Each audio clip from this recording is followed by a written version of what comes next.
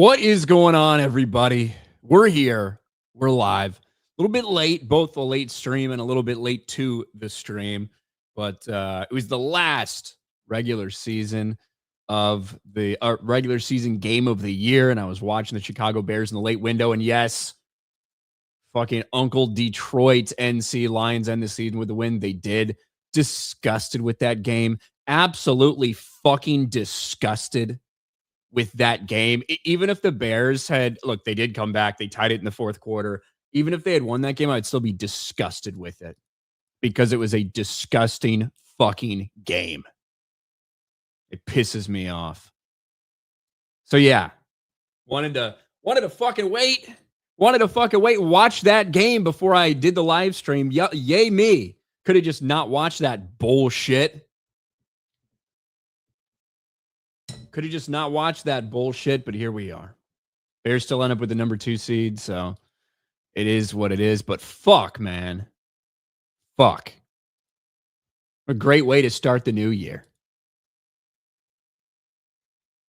What a great way to start the new year. Ryan's pissed the Packers are coming to town. Packers 19-19. Look, I know you're too stupid to understand this because you're a fucking Packers fan, but regardless of whether the Bears had won or lost this game, they were going to be playing them. Like, the Eagles weren't going to win. They fucking sat everybody. We knew we were playing the fucking Packers. The Packers have been locked in the 7 seed like the fucking losers they are. Jordan Love, what, 5? Is this 5th year of his fucking career? 6th year of his fucking career? Never won the fucking division as a starter. Yeah, well, you won't either. It's going to be a fucking while before you do. Jordan Love may never do it, in fact. He may never do it. Just the reality. Just the truth. I get it. Take the cheese out of your ears. Maybe you fucking learn something. Yes, we do play the Packers, thankfully. Fucking worst team in the playoffs. Worst team in the playoffs. I'd rather play the Packers than the fucking Panthers, honestly. You know? Stone Cold says, I wonder what retard's going to roll into the chat. I don't know. We'll have to see. Packers says, one lonely trophy in your case, piss off. You're the one that's here, you dumb fuck. What do you mean piss off? You're here. That's where you are. You piss off, bitch. You're the one who's here. Like I said, I welcome all fucking retards and homosexuals. Packers fans fall into both categories. So, I've said for forever, retards, gay people, you're welcome here. We'll make fun of you, all of those things.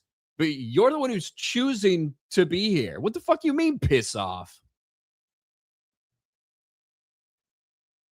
What the fuck you mean? Packers fan is a little slow. Look, I mean, that's a Packers fan, to be honest with you. That's a Packers fan. But that's all right. I thought maybe you guys will sit Jordan Love. Malik Willis looks better than he does anyway, to be quite honest with you.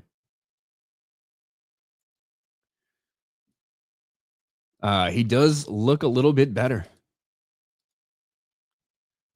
Does look a little bit better. All right, who we got in the chat? We got Godzilla's Greaser, M. Spock, BZ, Recon, Metal Slave, who I'm sure is not happy about that Bears loss either. Cleveland Brown, what is this? An American, Maverick Defender, Carl Singer, Kyle Auren, Heartless Shroom, Stone Cold's Beer Cooler, Packers 1919, gay representation, Net Stealer, B Chain, BZ, Jeffrey Lukic, John Monkey, Bird Church, Snacks, Jimothy Turner, The Planet Will, John Monkey is here, Flag Ninja, Mellow Yellow. Mellow Yellow says, I had Taco Bell deliver like the fat piece of shit I am. I did that like 2 days ago. Oh, you know what the crazy part is? There's a Taco Bell like 2 minutes from my fucking house and I got it door dashed. Like that's how fucking lazy I was that night. That's how lazy I was that night. No lies. So don't feel too bad. Don't feel too bad about that. Okay. Let's see. Deeds, Minnesota with a gifted subscription over on the Rumble side. I set up the Rumble stream at the last fucking second. The last second is when I set up the Rumble stream. I mean, I set up the YouTube stream like fucking 40 minutes before we went live, basically. So, yeah. It's not even far. The Wolf Dog, are you doing some shout outs? I'm literally just listing off the people that I happen to see in chat. It's not really a shout out. It's not really a shout out, to be honest with you. Ryan Charlton says Beetlejuice, Beetlejuice, Beetlejuice. I know I was late, Ryan. I know I was late. But I am here now. But I am here now. Ned Steeler for $2 says fire Tomlin. Maybe there will be a mutual parting of the ways if the Steelers lose tonight. Speaking of the Steelers, Tony Morrow, Santa Barbara says Melanie Mack is at the Steelers game. Go Ravens. I wouldn't know where Melanie Mack is at, but congrats to her. I went to a Ravens Steelers game. 2014, maybe. Does that timeline sound right? 2013, 2014. It was in Pittsburgh. It was like the weekend closest to Halloween. So maybe Halloween was like the day after, a couple days before or something. It was fun. I went dressed all in Ravens gear. I had a Ray Rice jersey on, had a Ravens hat. I didn't even care. I just wanted to troll Steelers fans because I had no dog in the fight. And of course, Ben Roethlisberger threw like 5 fucking touchdowns, and the Ravens got absolutely annihilated. Absolutely destroyed. But yeah, it was it's fun to go. Fun to check off another NFL stadium, you know what I mean?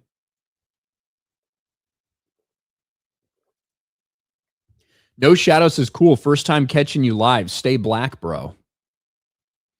I don't know any other way to be. I don't know any other way to be other than black as hell. That's pretty much it. Curse the Ravens by wearing their jerseys. Maybe I did. I don't usually curse my team by wearing their jerseys when I go to games, though. But I specifically, so I wore the Ray Rice jersey because that was the year that he got fucking suspended for hitting his girl for fucking the fight. Like specifically, that's the reason I wore it, was because Ray Rice was like such a pariah at the time.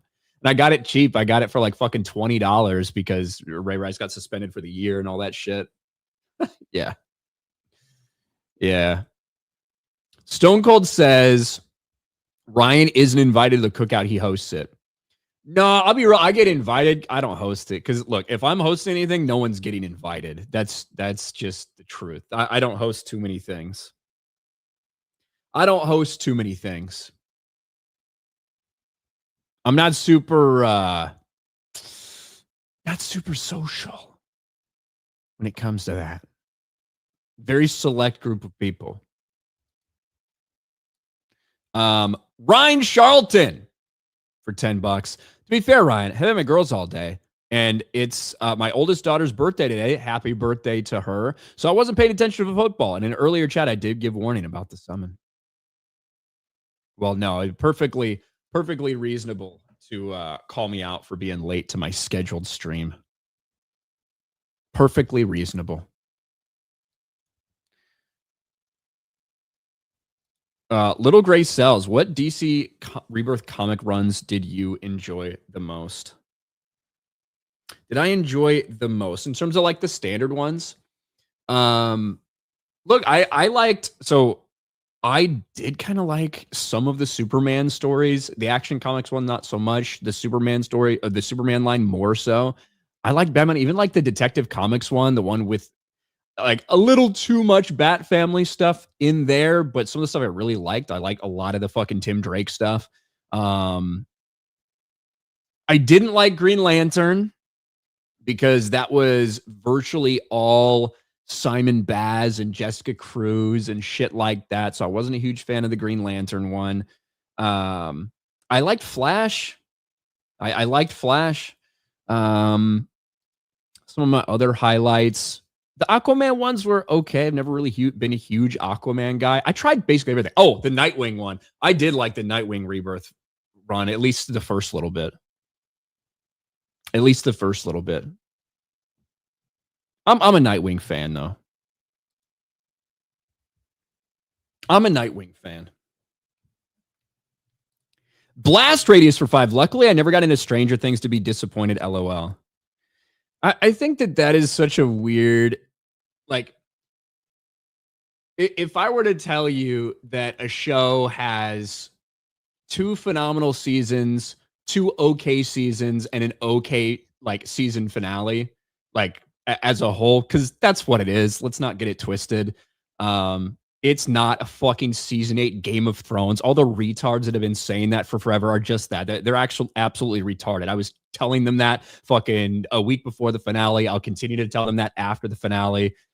Go back and remember what it was like for Game of Thrones season 8. That is not this. There's some people making fun of it. Yes. Are there big criticisms? Yes, absolutely. And there's things that are deserved to be criticized. There's things that are being over criticized. No doubt about it. But this is not a season 8 of fucking Game of Thrones. It was an okay finale. And I think that's the way it's going to be remembered. It was an okay finale. Not the fucking best. It wasn't as good as season 4's finale, which was probably the best one of the fucking series, but yeah, that's a weird attitude. I think that's a weird attitude. I'm glad that I didn't get to partake in this 10 years of storytelling because the ending was only okay. You know what I mean? Now, for Game of Thrones, I also think that's silly to say, even for something as bad as Game of Thrones ended. Because the first 4 seasons of Game of Thrones are some of the best television in fucking history. And I think there's a significant drop off season to season after that, and season 8 is a fucking disaster. Certainly. But those first 4 seasons are still some of the best television you can possibly imagine. The fall off was big. I don't think that Stranger Things, even at its best, was ever in the same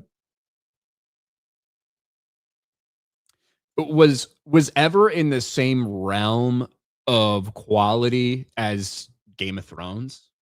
I think at its best it was like really good, but it was more of a like at its best in season 1 and season 4, I think it was really good, but the vibes were fucking cool. You know what I mean? Like the fucking era, people thought the characters interacting with each other were cool, blah, blah, blah. Like that's what made it as big as it was. And also, the idea of ending a show that's been on for a decade, I think, is a difficult thing, and very rarely do you get one that knocks out of the park like Breaking Bad did. Like that doesn't happen very fucking often. I think all things considered, it was an okay finale. Certainly things to criticize, certainly a lot to criticize. The overall fucking what they were after in season 5, like what they were building towards. The gay scene, I'm going to be honest with you, if the gay scene's not in there, I don't think it even gets compared to fucking Game of Thrones season 8. I really don't. That is the lowest rated episode of the series, is the penultimate episode. Right now, just as a reminder for you all, the Game of Thrones finale was like a 3.5 or a 4 or something rated on IMDb. Stranger Things is like at a 7.8. To the 7.8, 7.9, somewhere around there. The idea to compare this to Game of Thrones, I think, is absolutely retarded. Yeah, like to compare it being like a Game of Thrones level fucking disaster for the show. It's just not that. 7.9 out of 10. Yes, 7.9 out of 10. But to each their own. SCDB. Delta Force greater than Navy SEALs. 0 casualties. 0 books written. 0 Mark Wahlberg movies. Go Army. Beat Navy. I mean, it was a well-executed fucking mission. There's no doubt about that. There is no doubt about that. I don't know if I'm going to go so far as to say that, well, this very well-executed mission in Venezuela is enough to say, well, yeah, Delta Force better than Navy SEALs. But, yeah. It's fucking crazy what they were able to do, to be honest with you. Xanderman, shut the fuck up. You goddamn homosexual. Shut the fuck up. Are you going to get to topics? I'll get to them when I want. We're 16 minutes into this stream. You butt fucker. You cock gobbler. You cum guzzler.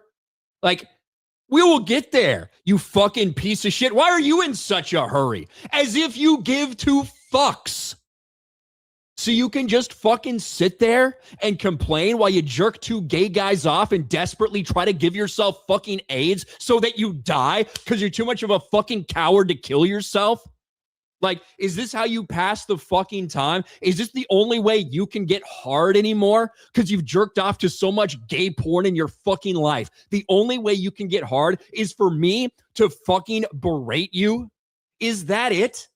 Is that it? You got one twink licking your fucking asshole. You got another one fucking shoving his dick down your fucking mouth, and you still can't get hard unless I yell and scream at you. Is that what gets you off? God, you're such a fucking queer.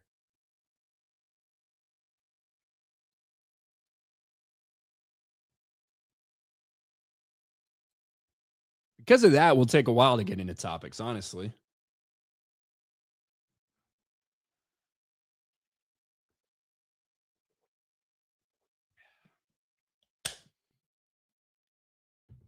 We'll take a while to get into topics.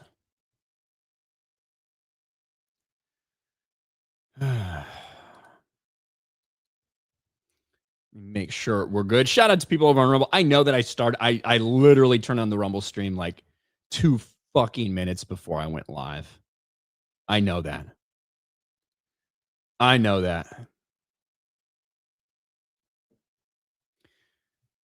Someone watched a lot of Succession. Me?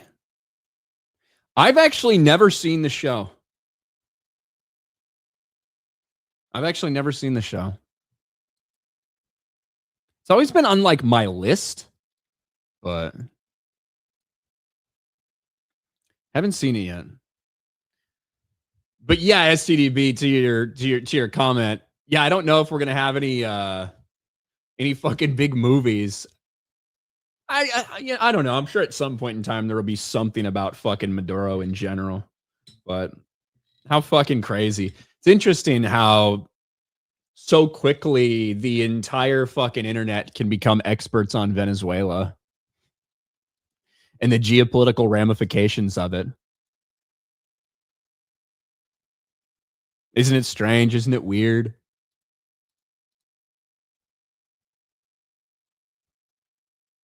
Lovely Sherry says hi over on Rumble.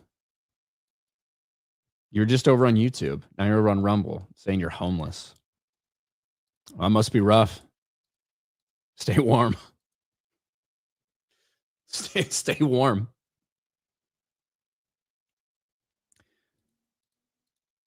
Stay warm. The homophobic side of Ryan came out. Hold on. If you think that is anything different, like if you think that just came out, the mask slipped. This is literally the way I've fucking spoken, especially about people like you my entire fucking life, and especially my entire history on the internet. And I hate the term homophobic because it implies that I would be scared of gay people. The only thing I would be scared of in regards to gay people is, some sort of fucking monkeypox or AIDS, as everyone understandably should be afraid of that. The term homophobic is so stupid. The truth and the reality is that although I don't fucking hate gay people just for being gay, anything like that, I certainly don't agree with their lifestyle. And like 99% of other people in the world, you view it as abnormal and unnatural. That's it. I got friends who are fucking gay. Do I fucking berate them about their lifestyle and tell them this? No, I fucking don't. Because if I'm fucking friendly with you, you're probably fucking pretty chill. But for retards like you, for gay queers like you, absolutely, I'll berate the fuck out of you and make fun of you for being gay.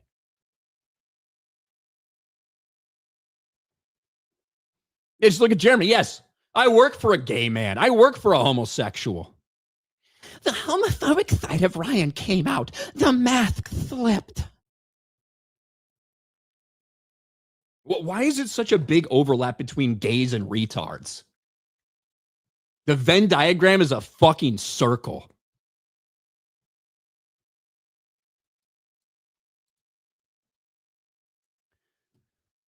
All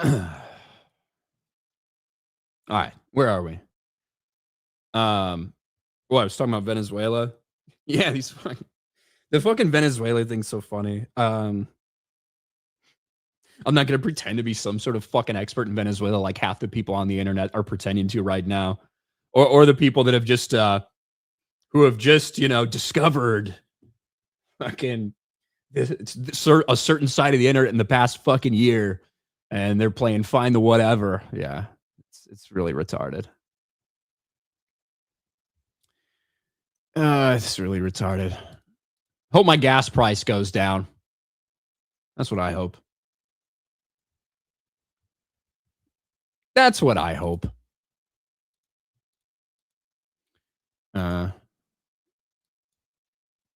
Yes, the geopolitical experts. The geopolitical experts. Now that rant is done, May or Stafford for MVP? Honestly, look, I think that Stafford is more deserving and has had a better season, especially considering the competition he's played. I think that based on I think that based on the history of this award, I think it should be May.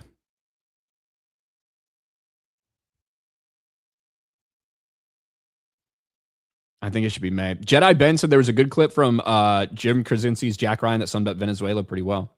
Yeah, and I have actually seen that scene before it started being a viral Instagram reel because I've watched all of Jack Ryan.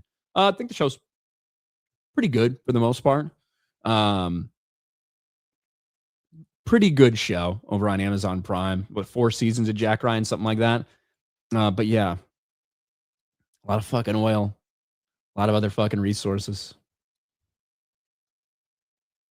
A lot of other resources, and a place has been destroyed by communism. And again, I'm not going to pretend like I have any fucking idea what the Venezuelan people really want or are really going through. I fucking don't. This is all I'll say.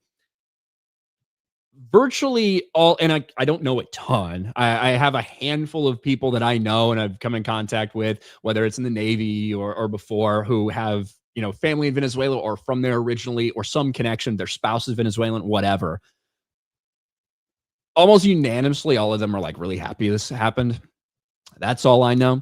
And even a lot of fucking Hispanic people I know in generally, maybe who have other connections to it, almost all of them universally in my little fucking bubble are really happy about this because the dude's a massive pile of shit. He was a fucking communist socialist dictator. He's not the rightful president. All of those things. And even with that being said, I don't want fucking America to get involved in anything long term. I don't want that to happen at all. I'm tired of getting involved in, huge, long, drawn out fucking foreign things. If we can do something and take care of it quickly and have our interests in mind, even if it happens to overlap with other people's interests that people constantly are talking about. My quality of life improves this much. I don't fucking care. Whatever. Give me cheaper gas. Give me cheaper gas. I am much less about we gotta do this because it's the right thing for all these people. Look, I don't fucking care. I don't think we need to go in all these places in Africa to do this or do that or because people are suffering there. Now, if they have something that could be advantageous for us as a fucking country that could weaken our enemies, then let's talk. Maybe this will stop more floods of fucking people from South America wanting to come here if their nation is such fucking dog shit. But I don't want to get involved in any more nation building, anything like that. And I don't think it happens, but we'll see.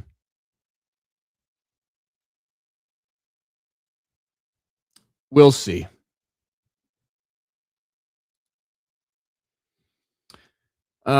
B Chain, no topics now. Woo! I'm hoping UConn quarterback Joe Fagnano gets a look by an NFL team. 7 years at UMaine and UConn finally paid off in a great season. 7 years. So this motherfucker's 25 years old.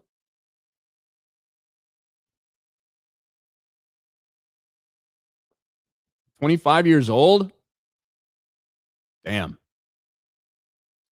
Leftist mad at commie fascists taken out. No way. One of the things that I find the funniest about the whole situation is that you have tons of leftists and Democrats and shit like that who are shitting all over Maduro and saying that Trump wasn't hard enough on him and all these things 4 fucking years ago, whatever. Now they're fucking bitching and moaning and crying. You also have people saying, well, the only reason this happened is because of the Jews, because of Israel's interests. You can pull up tweets from those same fucking accounts 2 years ago that were accusing Maduro of just being fucking essentially working for the Jews because he is a Jew. Maduro's a fucking Jew because his grandmother's a Jew.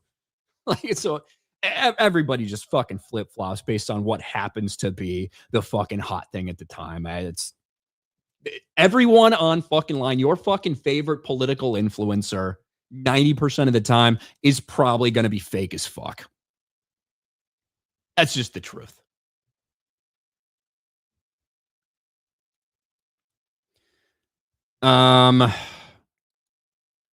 H. Looper called Marco Rubio is about to be the new president of Venezuela and the next Shah of Iran. Iran, that's way more complicated. Way more complicated.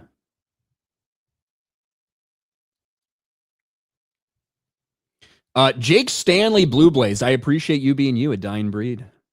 Well, I might not be too far away.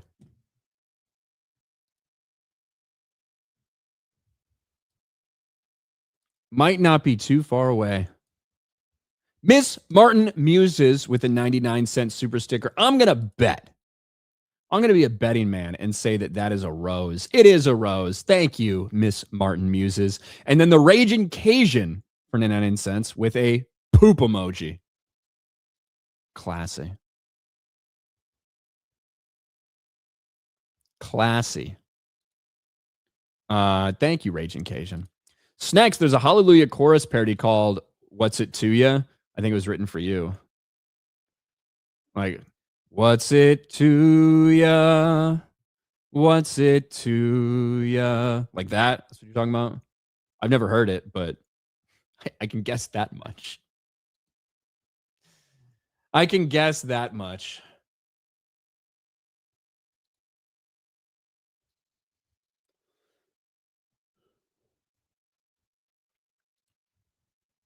Now talking about your Bears. I already talked about the Bears losing. That's how I started off the fucking stream. Mondani and Hamas Pike are commies are coping over Maduro's fault. Who knew? Yeah. But my take about almost fucking everything in the political or fucking geopolitical sphere right now is I don't really fucking care. I don't.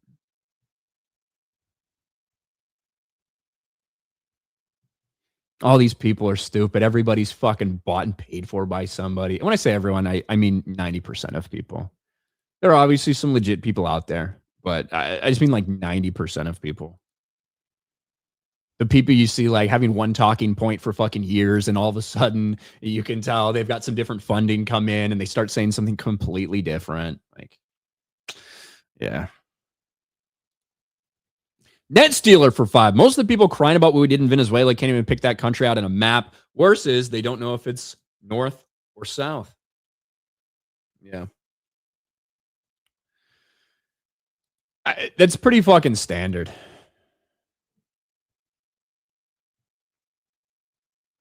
It's pretty standard. A little less communism in our hemisphere is a good thing, boys. I do think there's a big difference between doing things that are in your corner, like in our hemisphere. But ultimately, bottom line, I think it's something obviously benefits us in a lot of ways, economically, from a safety perspective, from an immigration perspective, and it hurts our enemies. And if that can be accomplished with a fucking hour-long thing with barely any fucking casualties, no American fucking lives or material lost, fuck. I'm good with it. I'm good with it.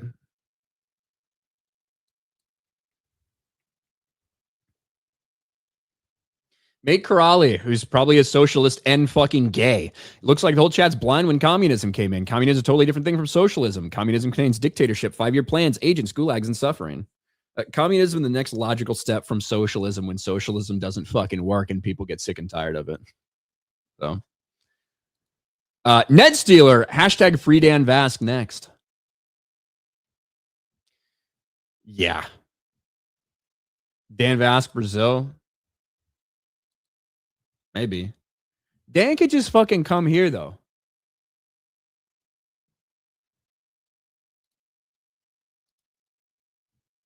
I don't think we should let him in.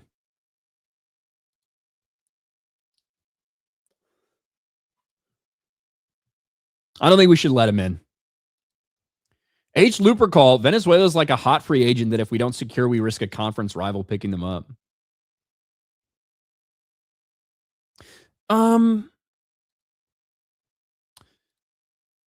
Kind of.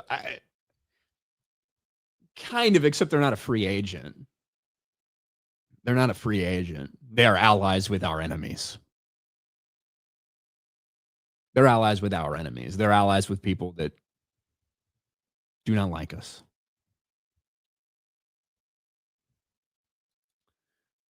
Jorah Lama.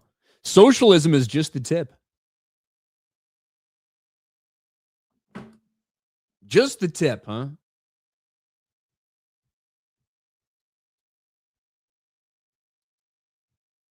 It's true.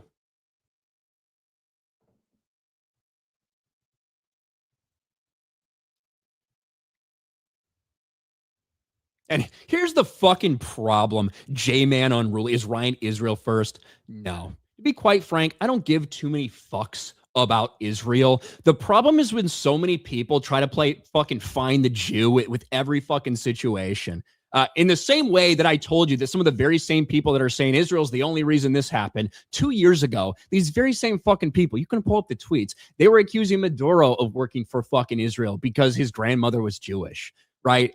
And when that's your fucking constant obsession, that's all you're going to see everywhere. I personally think that we don't need to fucking give any more money to Israel, period. I think we should do a lot less things for Israel, specifically in their fucking area of the world.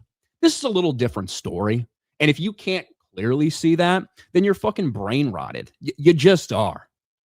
Like, I know that some of you fucking people just found out about this stuff and just found out about the USS Liberty and just found out about, the seven fucking countries that Israel wrote a document about that they wanted to fucking topple over these fucking governments and wanted to have the United States do it. I know that some of y'all motherfuckers just found out about these things 1 year ago and that's why you're fucking all obsessed. Guess what? I was fucking born in this shit. I've been raised in this shit. I fucking know all of this shit better than fucking you do. And although I do have a lot of criticisms of Israel as a whole, a lot of you people are fucking nuts with your obsession. I'd be perfectly fine if the United States never gave another fucking dime to Israel. Because guess what? We've given them enough. We've given them enough. But as soon as somebody says that, you know what, I think that doing something like this probably in our best interest as a country as a whole, but it also might align with something that might be good for that other country. Oh, is Ryan Israel first? Oh, he must be a fucking secret Jew. Like, it's so fucking retarded. It's so fucking retarded. You people are retarded.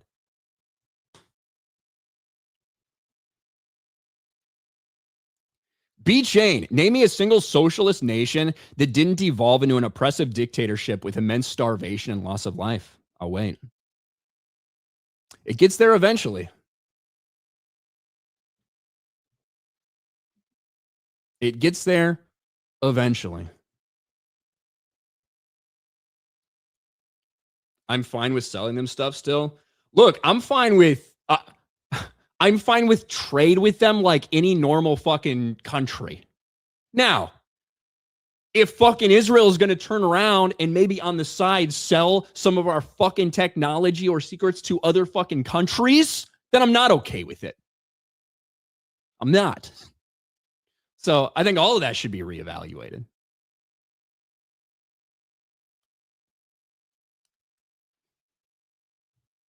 Stop yelling. Fuck you, Xander, man. You goddamn queer. You fucking pussy. But no, that's the thing. The whole fucking, hey, maybe we shouldn't do so many things for Israel.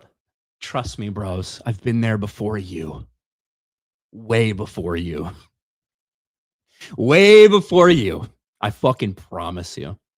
And about 90% of the fucking concerns and things that people bring up are fucking valid and legitimate and real. But then you have fucking this 10% hyper focus on bullshit, on absolute bullshit. And that's how you get people who 2 years ago are saying that Maduro's actually a fucking Jewish plant and working for Israel to destabilize Iran so that America has to do this. And now 2 years, and now from then it's, Israel actually wanted this all to fucking happen. Because Maduro's grandmother was a Jew. I think he can, either his father converted to Catholicism or some fucking bullshit. But again, you know why I know this? Because I didn't just fucking hop on this train and follow a couple of these fucking really popular people a year or two ago. I've been there. Ryan was on the USS Liberty. I was. It's true. That was my experience in the Navy. You think I didn't hear about the fucking USS Liberty when I was in the fucking Navy? Come on.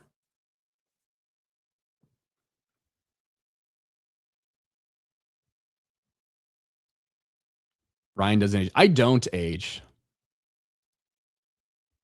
That's not true. My back fucking hurts. My knees hurt.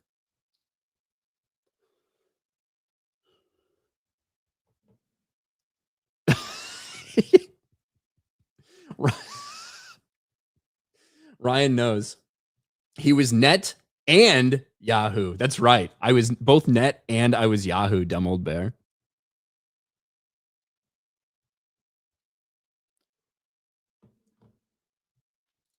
Net and Yahoo.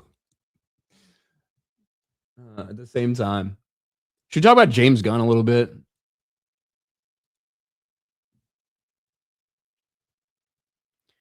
Ryan, you need to sleep grounded. You need to sleep grounded to fix the back and knee pain. What does that even mean?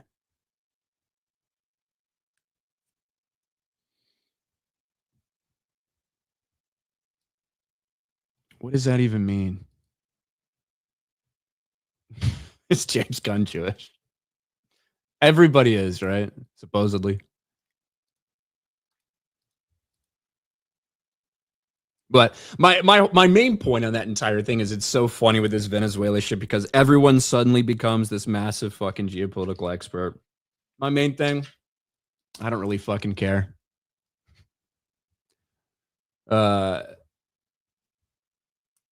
I hope the people of Venezuela are happier today than they were yesterday, but ultimately, I'm not even that fucking concerned about that.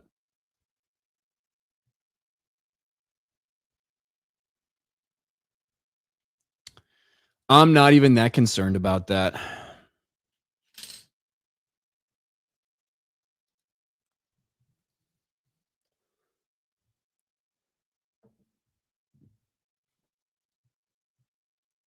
Ravens up 10? Fuck yes. I need the Ravens to win this game. For my sanity.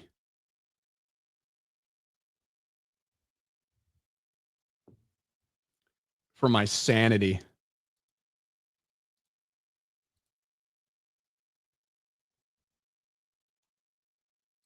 All right, let's talk a little bit about James Gunn. Hey, you don't fucking ask me for this, or I'll ramble for another 30 fucking minutes. Shut the fuck up, Xander. Shut the fuck up. All right.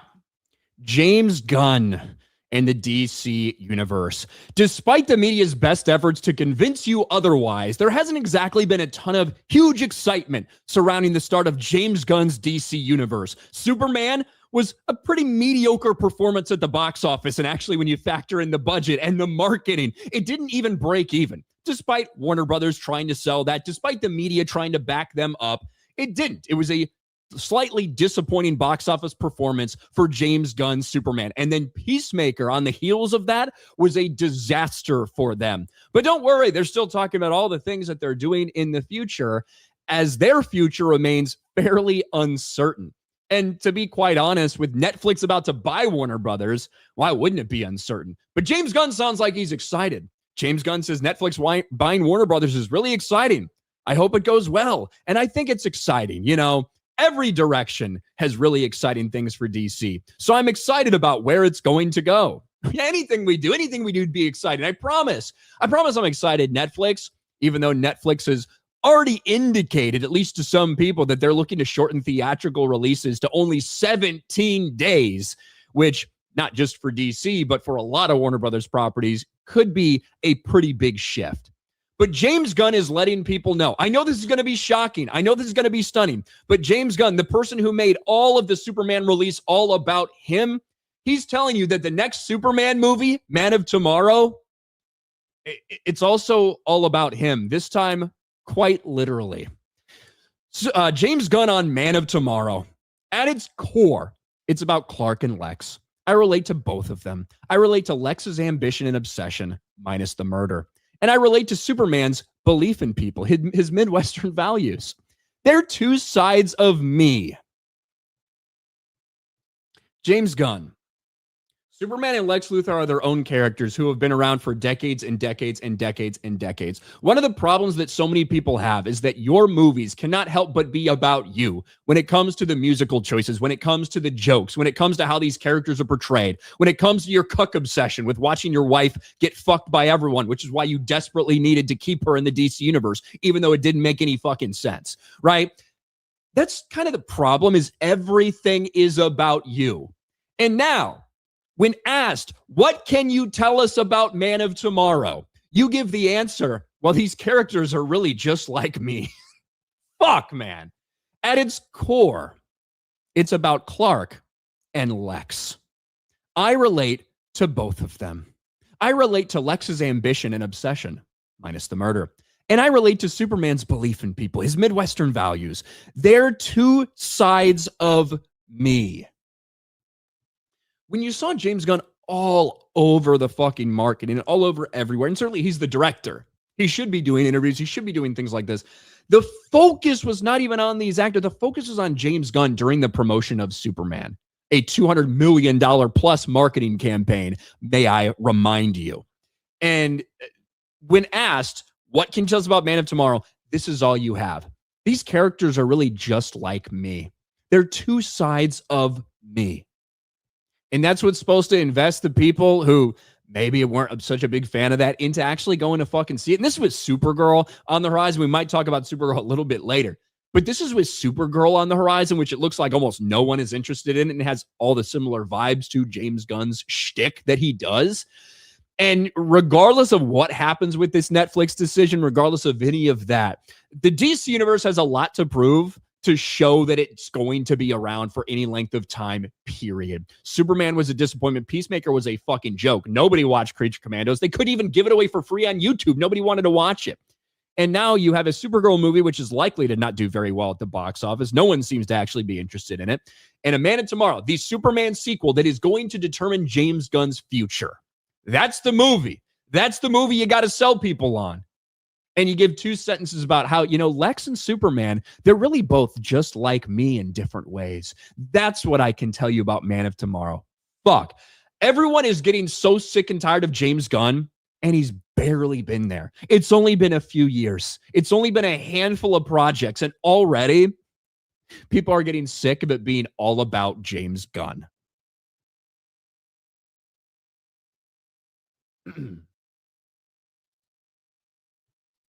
All about James Gunn.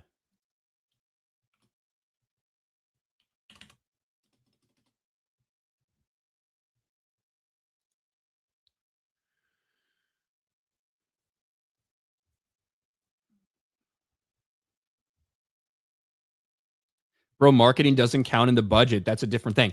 You fucking dumb piece of shit. I promise you, I know more about this than you do. And that's not what I'm talking about. I'm talking about the recent report about the marketing for Superman. Yes, the budget they claimed was $225 million. The budget was actually around 370 fucking million. We have the documents to show that, by the way. And they told us that the marketing was only around 125 million. That was a fucking lie as well. Budget revealed. There's a new report out there, and it's not really that new because this is in the Hollywood fucking Reporter.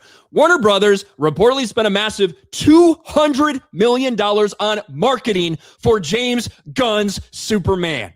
This is what I'm talking about, and this is why it wasn't profitable. This is why it didn't make any fucking money. You stupid fuck. Why don't, before you type, before you speak, before you decide to open your mouth or type on your fucking keyboard or your phone, probably an iPhone since you're gay, maybe just fucking shut your mouth for a second and realize that I am smarter than you in every fucking way. So if I say something that might not make a ton of sense to you, it's probably because you're ignorant or retarded or more likely both, in addition to being a homosexual. Fuck. So many stupid people in the fucking world.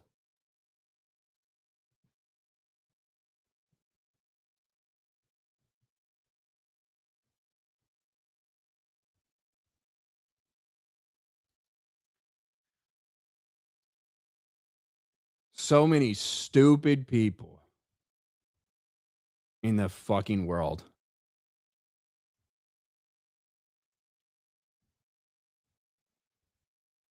We need more school teachers like Ryan. I don't know about that.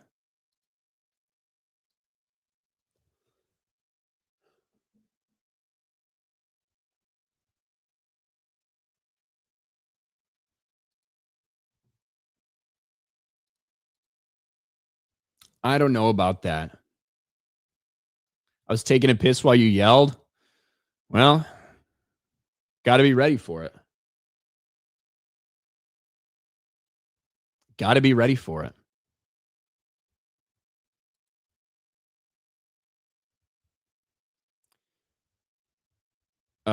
Dumb old bear. Happy Jew year, Ryan. Thank you. Let's hope that's not what 2026 turns out to be. Quagmire for 2. Hi, Chief. Hello. What's up, Quagmire?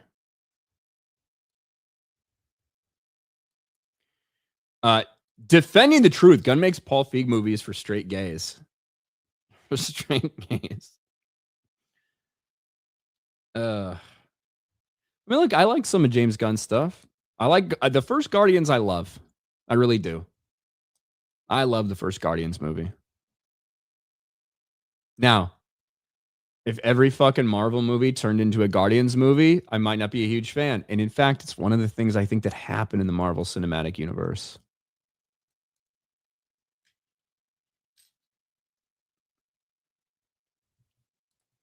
Alex Zarocave. My Jags won. My Packers lost. Meta PCR Capos. That's what I told you would happen, Alex. You didn't believe me. You didn't want to hear it. I told you your Packers going to sit everybody.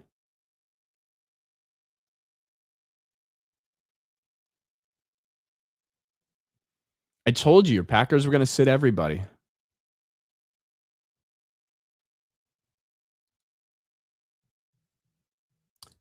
Blast Radius for $10 says, this is why AI not looking so bad when it comes to movies. You get these narcissistic directors and writers constantly screwing up these IPs and characters. I'll just make the movie I want instead. Well, that is fine if people want to make AI for their stuff. I had this conversation the other day. It's like about, fan films and stuff like that. And look, while I really truly do appreciate all the effort and care that goes into making, fan films or, fan fiction or whatever, right? Like, although I do appreciate all the effort and care, I'm not a huge fan of a ton of them because it is truly just like that person's fucking idea. And although they might like it or whatever, that's not what happened or that's not real. And it's cool. You can see something come to life. I personally think that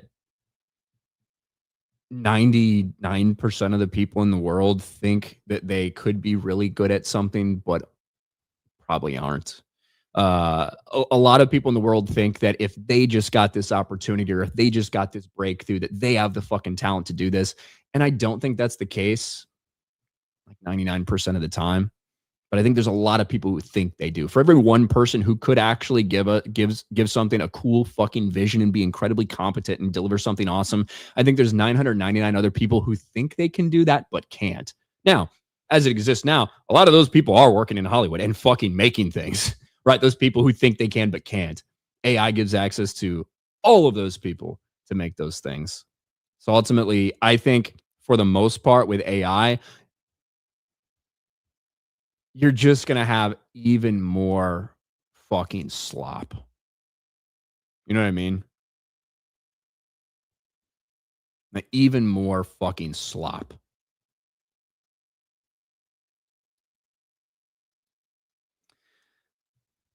The Beast, let my rants flow. Pharaoh Ryan, RK Moses. What's the RK Moses one? I think I said there was like one rant I went on where I was saying, I welcome all the retards to my chat because I'll be like fucking Moses. I will lead you through the fucking deserts.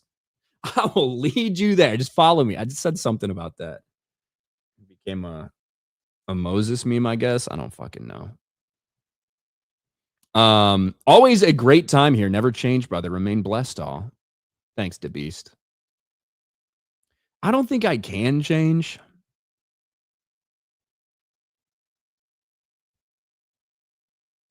I don't know if I have, at least when it comes to my anger stuff. I don't know if I can change. Other stuff, yeah, sure. My anger, I don't think I can change that. I don't think I want to, though.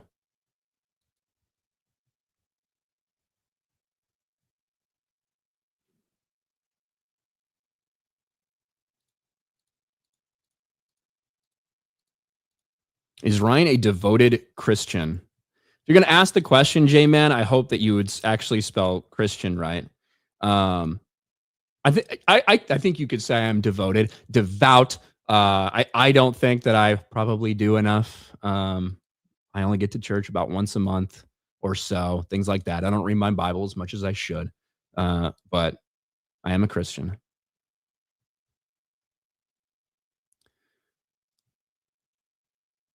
Anger isn't bad as long as it's measured, says Chiraya. Thank you. He damn sure isn't a Muslim. Yeah, I'm not Muslim, not Jewish. I am Christian.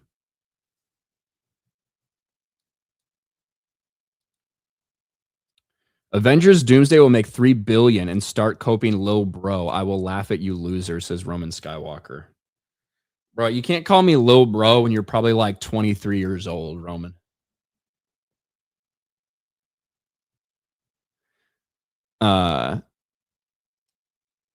Like, you can't call me Lil Bro when you're 23. Look, Doomsday, I've been, for the people who are predicting that Doomsday won't break $1 billion, I've been trying to tell people that they're fucking retarded. I 100% do think that Doomsday is going to break $1 billion rather easily. Like, look, Deadpool and Wolverine made $1.5 billion. That wasn't a particularly good movie. It relied on a lot of nostalgia and shit like that. I made $1.5 billion. I certainly think that Doomsday's probably going to be over that. My biggest problem with Doomsday is that I I don't know what it's going to need to make to break even, to be honest with you. Because I genuinely believe that the Doomsday budget is going to be upwards of $700 million, and that might be like rather conservative. Um, and it could be 800, it could be more. And the reason I say that is not just some random out of the blue pulling a number out of my fucking ass. It's because Infinity War and Endgame total cost was just over $1 billion. It was a little over $500 million a piece for those movies, which is a lot.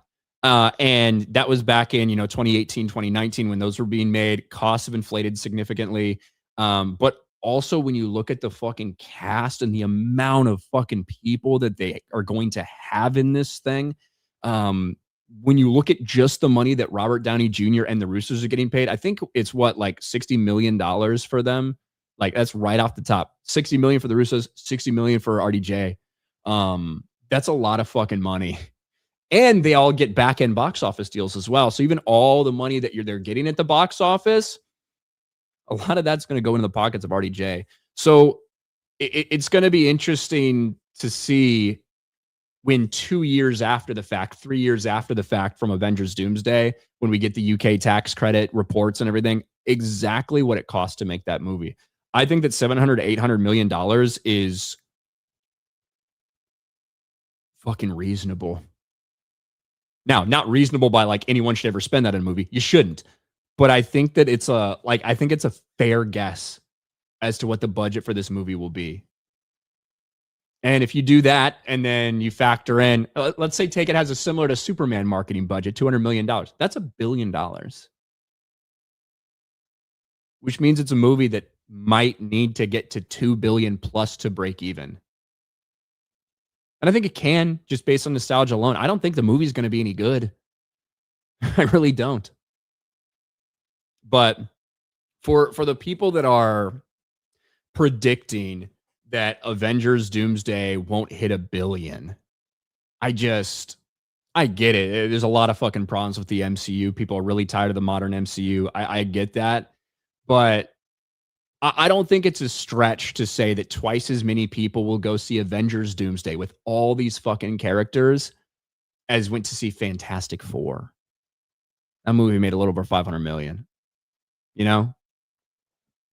You know? You know, you don't know. You know, you don't know.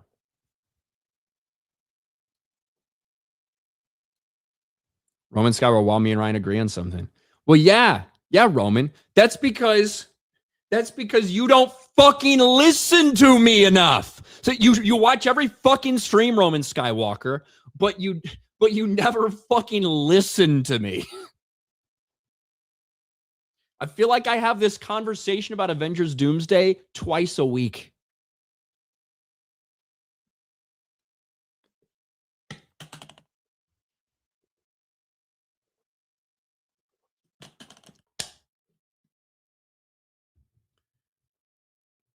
I feel like you need a drink, Ryan. No shit. No shit.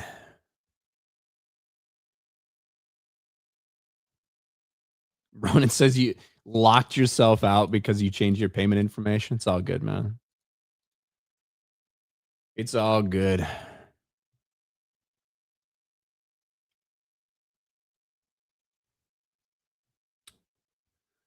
Purdue sucks, says Meliello. Purdue football's awful. You're not going to get any argument from me. You're not going to get any argument from me on that.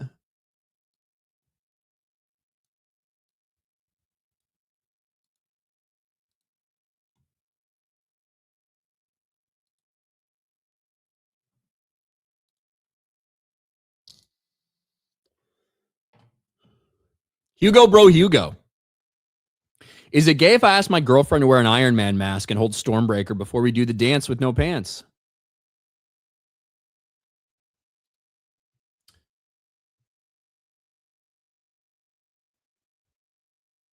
Is it gay if you ask your girlfriend to wear an Iron Man mask and hold Stormbreaker?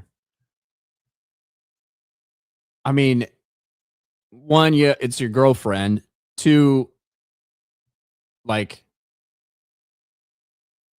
if you're imagining her as Iron Man or as fucking Thor, if you're imagining that's a dude you're fucking, I guess that's pretty gay. But it's definitely like, just in general, I don't think it's gay. It's kind of fucking weird, but it's your girlfriend. Unless like the next part is, oh, by the way, she's fucking pegging me in the ass. Then I'm like, yeah, that's gay. Then obviously that's gay.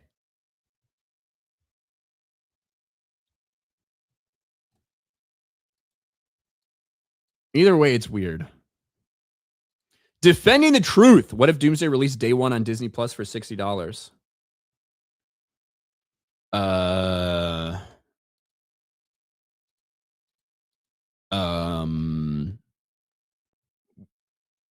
What are you asking me? Like, do I think if it released day one on Disney Plus for $60 that a ton of people would like fucking buy it or something? I don't think a ton of people would buy it. I think some people certainly would, just like we saw some people buy Black Widow on Disney Plus, and live to regret their fucking decisions. But if you're asking me if I think they can make a fuck ton of money by doing something like that, I don't think so. Some people would choose to watch it rather than go, especially if they had like family they wanted to take there. But I don't to make up its cost. I don't know. I don't think you're gonna have that many fucking people that would do something like that, and those people obviously would then not be going to would not be going to the theater. So I don't know if there's a huge fucking trade off. I don't know if there's a huge thing like that. Plus the idea of people then sharing their fucking Disney Plus accounts and things like that. I don't know.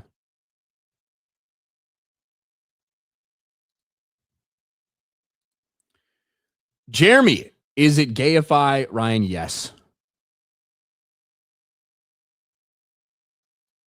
Yes.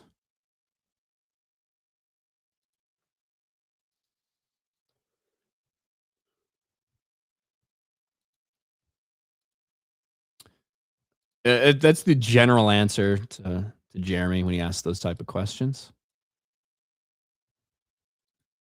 Luckily, he doesn't ask me very much. He just does gay shit, and I try to ignore it. Tony Morrow, Santa Barbara for 199. Steelers are the Dodgers of the 90s and 2000s. This is an important game for me because I had a fairly significant lead on Will from game on. You guys don't watch Sports Wars, you probably don't know, but we pick every single fucking game, right? We pick every single game through the entire NFL season, and you know, we keep a tally. Right now, at the start of this week, at the start of this Sunday, I had a 2-game lead. He is now within 1 game of catching me. So he has the Steelers tonight. I had the Ravens. The last fucking game. If the Ravens win, I win the whole fucking season. If they lose, then I tie with Will, which isn't the same thing as a loss, but it'll feel like it because I was ahead a significant margin. Bureau is not even in the fucking discussion. He's in last place, and it's not even fucking close. But you know, he made some good comebacks though at the end. He made some good comebacks.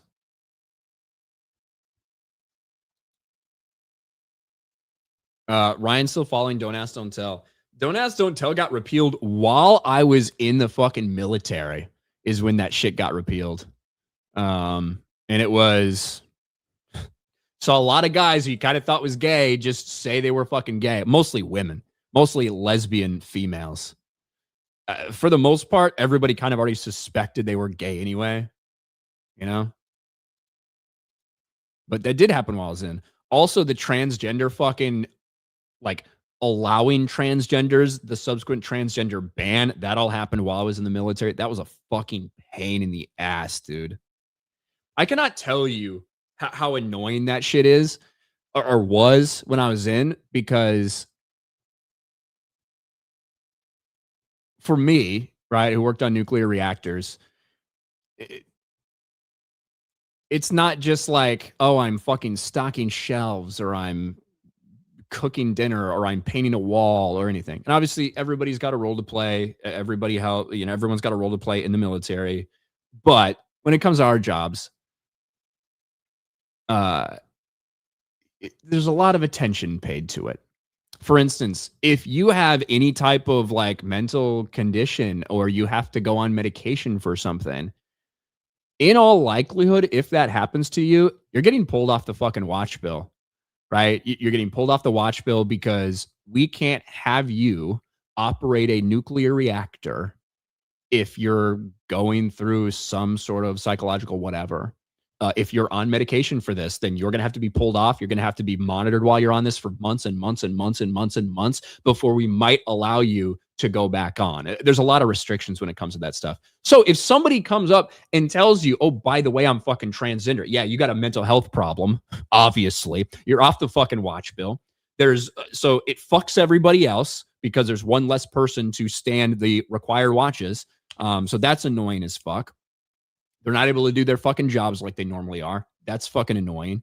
Then factor in simple questions like, okay, where does this person use the bathroom?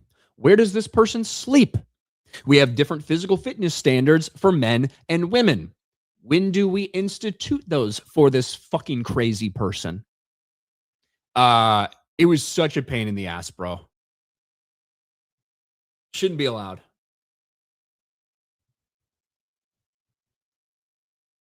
Shouldn't be allowed.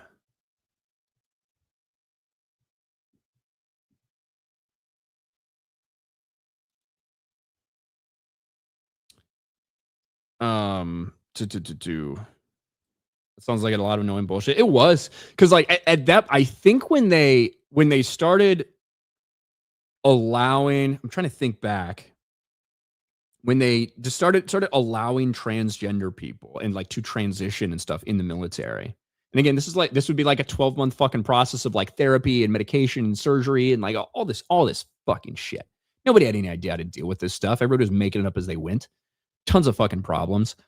I was in a supervisor role at the time on my ship. And so having to try to fucking deal with that was annoying.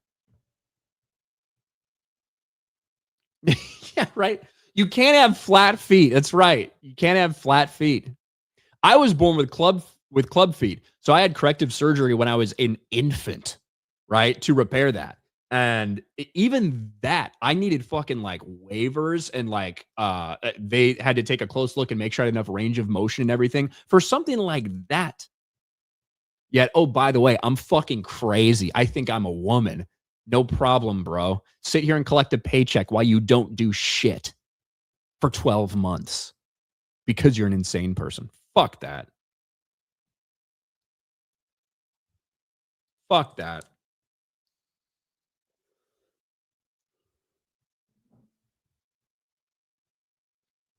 Ryan, when you went into detail about trans surgery, I was going to vomit. Oh, yeah. A lot of people don't know that shit. Jariah Lama, pick for Super Bowl, AFC, NFC.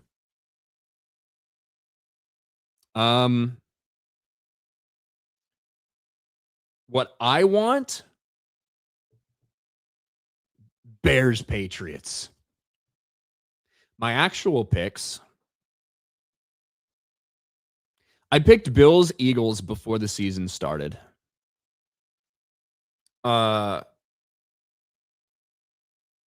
I'm going to stick with Bills.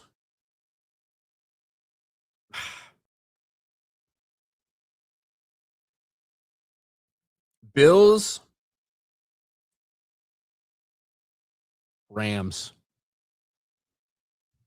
Bills, Rams. Finn.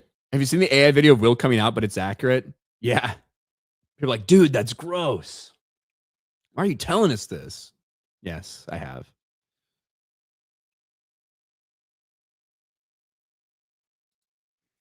Arcuz, Ryan, what's your favorite military movie? Also, if you have to ask something gay, I got news for you. Ask Jeremy. He has all the answers. My favorite military movie. I don't fucking know. Look, one of my favorite Navy movies is Down Periscope. 100%. Just because it's I was not on a submarine, but just because so many of the fucking memes are so accurate from that movie. Just like different type of people that you fucking encounter and shit and stupid people and all that stuff. Down Periscope is funny.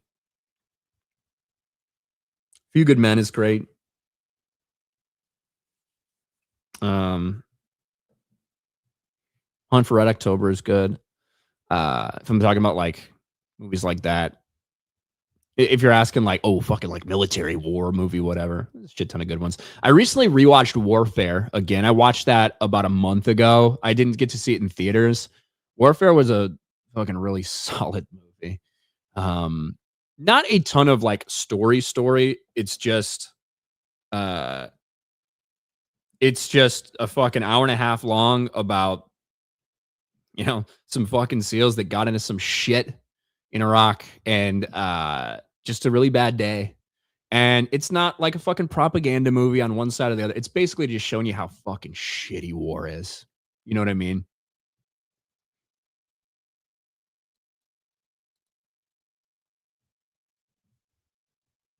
You know what I mean? Oh, Band of Brothers is a great. Band of Brothers is great. It is a series. I agree, Metal Slave.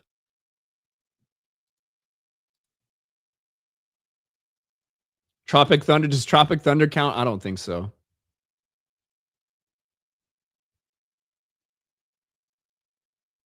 Maduro looks like Saddam. He kind of does. Kind of does. Saving Private Ryan's great. I don't know. I don't know if I would say I have like a favorite military movie. My like favorite Navy movie probably is Down Periscope, just for like how funny it is.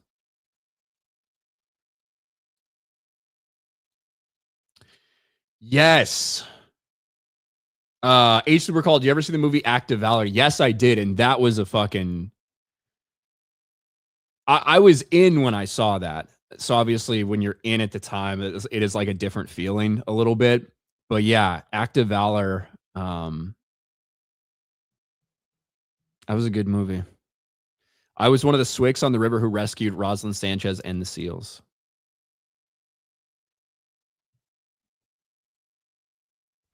That's fucking cool, H Loop Recall.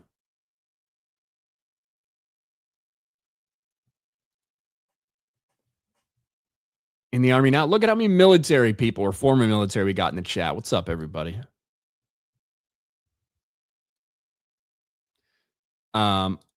Arcuz with 5 gifted memberships. Thank you, Arcuz. B Chain, I was in the same town as a sub base in Connecticut. The dudes who come in are 33% normal dudes, 33% weirdos, and 34% gay or troons. Very strange. Well, look, things certainly could have changed. But yeah, you're up there in Groton, huh? In my experience in the military, honestly, when it comes to dudes, when I was in, like fucking 2% gay, maybe. Women, that's a different story. Although there weren't many women in, probably about 10% lesbians. Maybe more. Maybe more. And not your like fictionalized what Beardo views as a fucking lesbian that he wants to see. I'm talking about lesbians. You know? You know? Platoon? Yeah, Platoon's fucking a classic, obviously. A classic.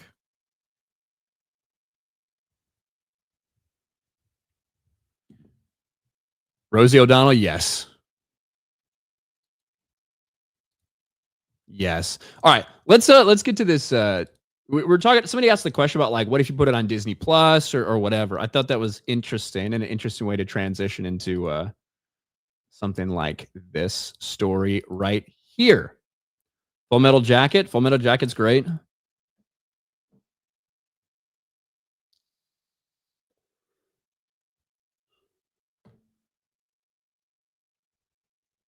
Full Metal Jacket's great. All right, let's talk a little bit about Disney. Despite the fact that Disney had a couple big box office successes in 2025, ending off the year with Avatar, Fire and Ash, obviously Zootopia 2 doing very well worldwide, and another movie that just creeped over $1 billion with Moana 2 this year, it hasn't been a very good year for them at the box office. And even all those big hits don't offset some of the massive losses they had all year long. All three Marvel movies, which flopped in theaters. Flops like Tron Ares. And of course, we can't forget Snow White, which came out very early in 2025. And that's one of the reasons that Disney was so motivated to turn to streaming, because they thought it was the next big thing. Everyone's going there. We saw them launch Disney Plus with a wave of hype, 5 years ago during COVID, whenever they actually launched that streaming platform. But unfortunately for them, although a lot of people are watching streaming, they're not exactly watching Disney Plus. And it was included in a huge report in Bloomberg, a huge study about the past 5 years of streaming from 2020 all the way to 2025 effectively. And some of the trends, some of the things that we're seeing. And Americans, they are watching fewer new shows, period, that come out on a lot of these platforms. And a lot of them are watching free TV as opposed to some of these paid streaming services. But specifically when it comes to Disney Plus, they're one of the ones that have a major, major problem, because for the past 3 years, Disney has been stagnant. Disney has experienced no growth when it comes to their streaming service that they invested so much money in, that they put so much money into when it comes to these Star Wars and Marvel shows that they put on this platform. None of it has done anything. And even though streaming services are growing, Netflix continues to grow in market share. These smaller ones continue to grow in market share. Disney Plus, stagnant. Disney Plus may be the number 2 streaming service after Netflix, but it's struggling to attract new subscribers and hasn't shown any viewership growth in 3 years. A new Bloomberg study from 2020 to 2025 has a lot of interesting tidbits in it, like the most popular original streaming show, Ozark, the most streamed show of all, NCIS, and the rise of free streamers like Tubi, Roku, and the dominant service, YouTube. But one aspect of the surveys the author is mystified isn't a bigger story, is the stagnation of Disney Plus, which hasn't had any viewership growth in 3 years. And also, to put the most popular original streaming show, Ozark, into perspective, one of the things they were looking at is what are people watching? And in large part, people are watching fewer new things that come out, new original shows, and instead are continuing to watch things that they know are good, old things they've watched before, series they've watched before, stuff like that. And when it comes to Ozark, the Netflix original being on top, that list did not include Stranger Things because it had not actually finished airing. Stranger Things season 5 will be the biggest new thing that's been streamed once it's all said and done, just for the record. A chart measuring growth included in the article shows Disney growing from having 4.6% of TV viewership in 2021 to 5.2% in 2022, stalling till 2023, after which began to dip to its current share of 4.8%. Meanwhile, both Netflix and Amazon have grown their viewership over the same time period. Amazon from 2.2% of the share to 3.7%, with Netflix jumping from 6.6% to 8.2%. So a lot of other streaming services and things like Paramount Plus and Apple, like those have had rises in their share as well. Basically, the only streamer that fucking hasn't is Disney Plus. And when you consider the IPs that they have, when you consider the fact that they've been making Star Wars shows, that they've been making Marvel shows, they have all these fucking popular IPs that they're making, that they're pouring all this fucking money into. And in 3 years, they haven't seen any fucking growth. It tells you something, especially when they saw diminishing returns at the box office, when they saw the struggles that they've had, all these different flops. And of course, some of that gets offset by the big hits like Zootopia 2, like Avatar, like Moana 2. But It is not enough to offset the multitude of failures they continually have. So they thought that streaming was going to be the next big thing. They were going to be raking in the money just like Netflix does. But it hasn't exactly worked out that way. And I don't really know how they turn that around. For the most part, look, nobody watches original shit they put on Disney Plus. The only thing that people watch are they put it on for their kids to watch reruns of Bluey, and they watch like old fucking animated movies and Pixar movies and stuff like that. That's primarily what people watch on Disney Plus.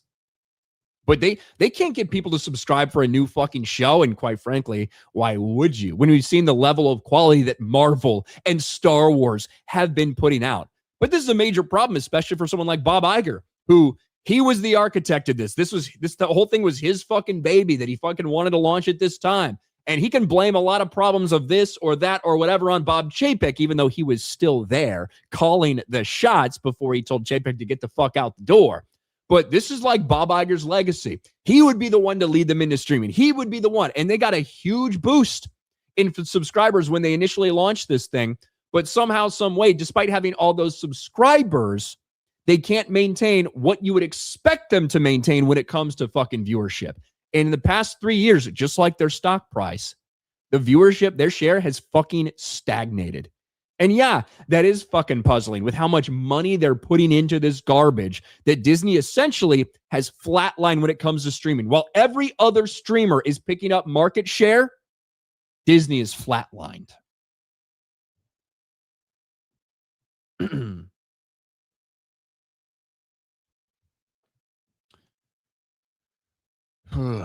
Bluey can suck my nuts. I don't know enough about Bluey. I don't think I've ever watched an episode of Bluey.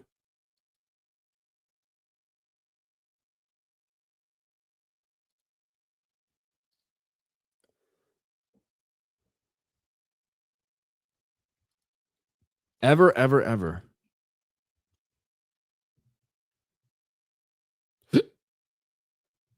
Excuse me. I'm hiccuping.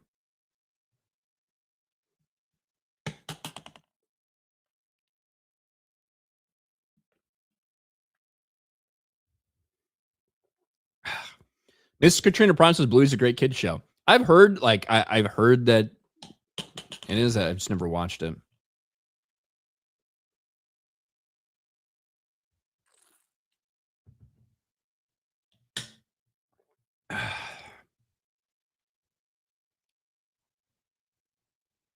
Miss the good old days, SpongeBob, you know?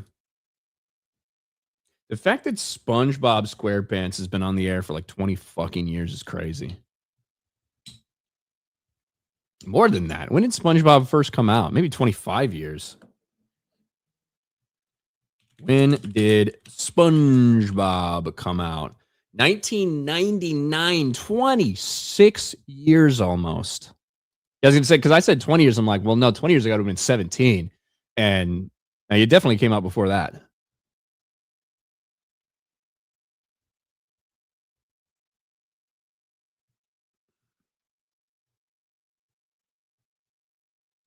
That's fucking wild. No, this is Patrick. That's right, Dumbo Bear. Only had 4 good seasons. I'll be honest, I don't remember too much. Like, I don't know if I've seen too much SpongeBob past the first, 6 or 7 seasons. I really don't. I have no idea if they're coming out with new shit anymore or whatever. I don't know. Over on Rumble, Pugs 4 with a gifted subscription to Mighty Megatron. Thank you very much. Shout out Pugs. We got 800 people in the chat tonight. That's awesome. I wasn't sure how many we'd have because we're going live so late and all that shit.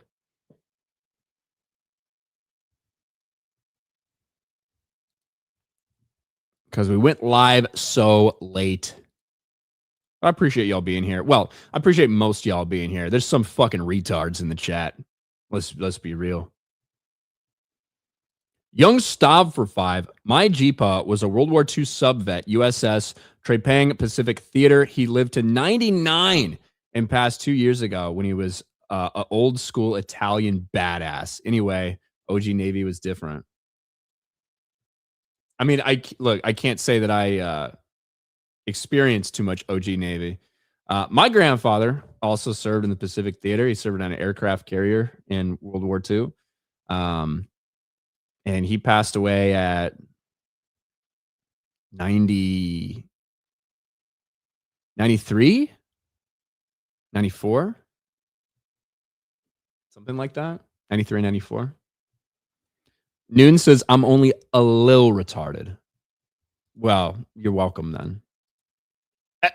Almost everybody here is kind of a little retarded.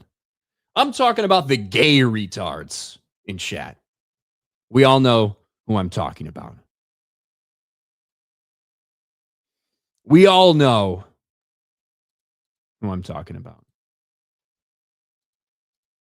There does seem to be a big overlap. Look, there's a lot of retarded people out there that are not gay, but the people that are gay, almost 100% of the time, are also fucking retarded.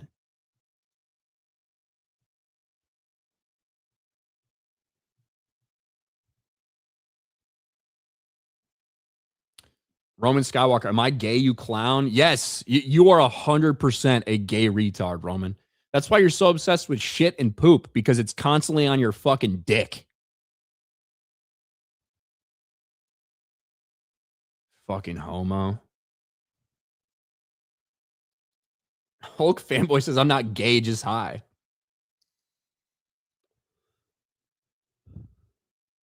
It's good. That's good to know.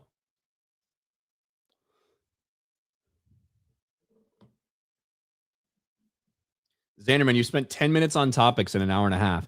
Thank you for keeping account for me, Xanderman. I can't believe we've been going an hour and a half. We've just been chatting. We've just been talking. We've just been shooting the shit. Isn't that awesome? I know that might be shocking to you. There's some people that couldn't just speak for an hour and a half without some sort of script or something like that. We make it work. We make it roll.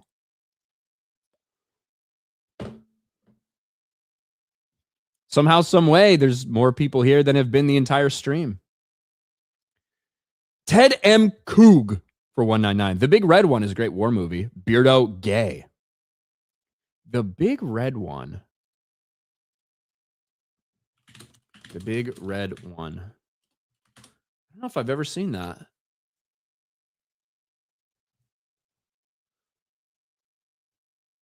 No, I've never seen this movie. Mark fucking Hamill's in it. Mark Hamill's in it. Never seen it. There's a lot of movies I haven't seen.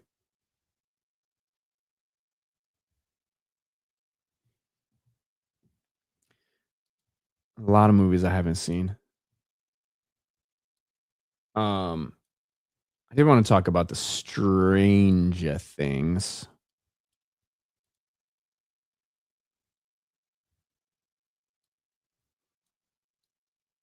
The Stranger Things. Fuck. Why does that happen? I just accidentally collapsed all of my, like every one of my fucking tabs. There it is.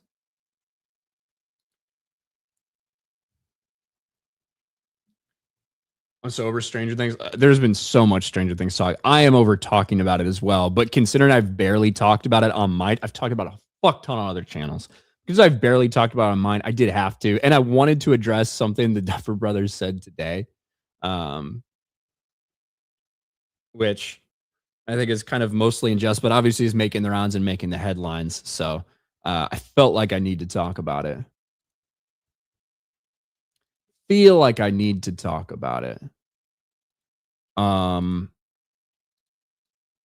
Okay, got that. Got that. All right.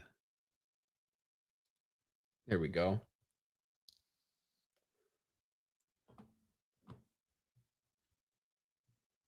Stranger Things had a kaiju reference, did they? Ryan needs a producer. I need a lot of fucking help in my life, to be honest.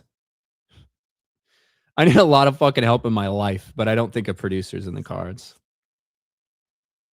I could use a producer and an editor and things like that, but I don't think those things are probably in the cards for me. I'm a solo act.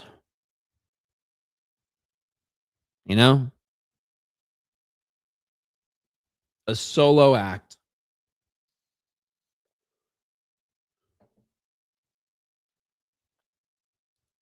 You need to go to a mental institution. The only reason I would go there, Roman, is if you were fucking locked up and somebody told me you're on the verge of suicide so I could go watch.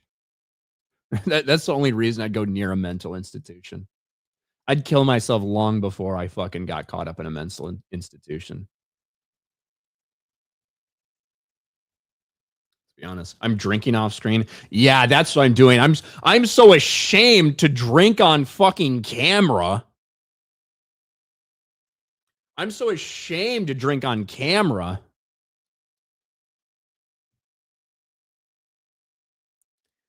Tiggs for 5. Did you play Hogwarts Legacy? Did you like it? Maybe you want to read the books again. Yeah, I liked Hogwarts Legacy. I liked it. I thought it was fun. I think that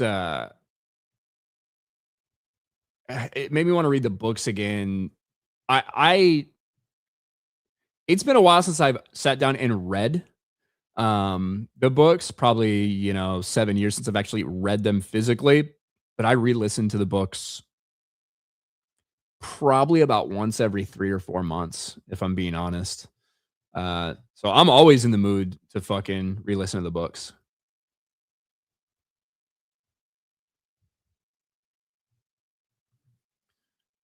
The haters are out tonight, almost like we captured a communist dictator and they're seething. Maybe. I do feel like we have had a influx in haters recently, period. I don't think it's just because of the Maduro shit. But yeah. But yeah. Did I say this from Snacks? Thank you for your service. Yeah, you are welcome. They did pay me, Snacks. They did pay me.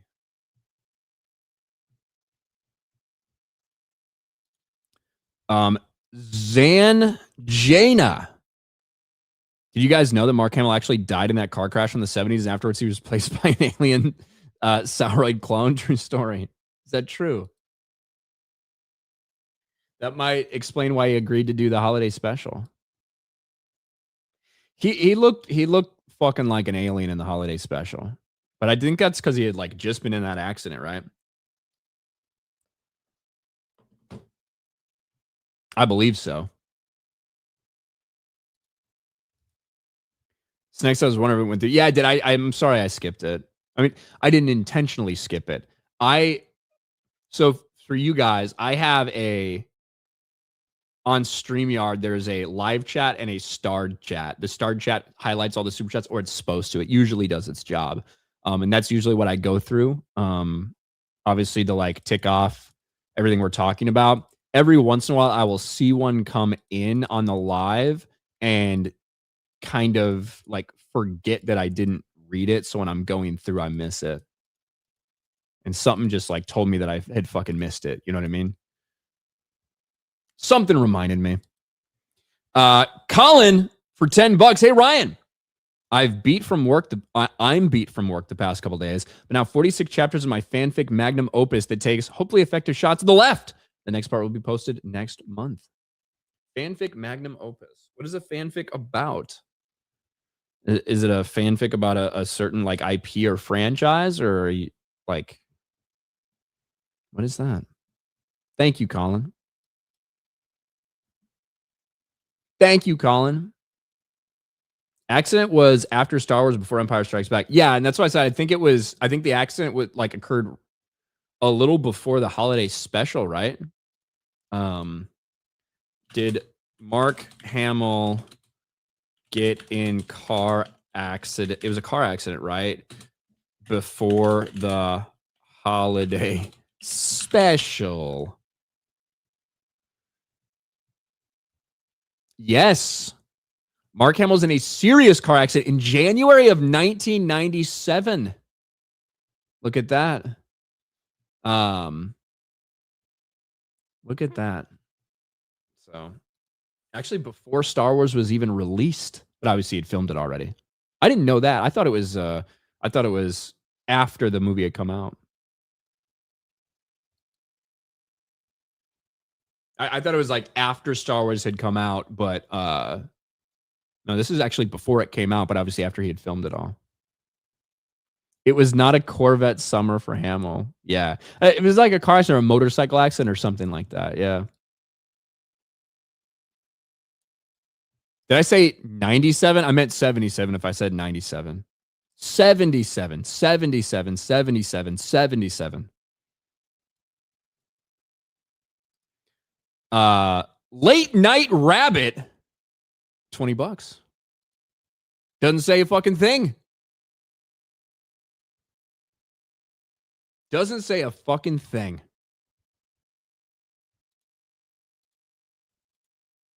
Thank you, Late Night Rabbit.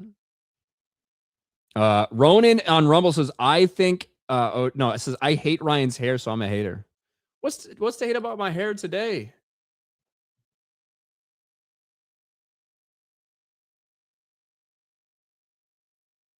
What's to hate about my hair today? It's kind of long. I definitely need a haircut. Need to trim the sides a little bit. But I think today it's fairly inoffensive. It's not even very high or anything. Keeping it kind of low right now. The fuck?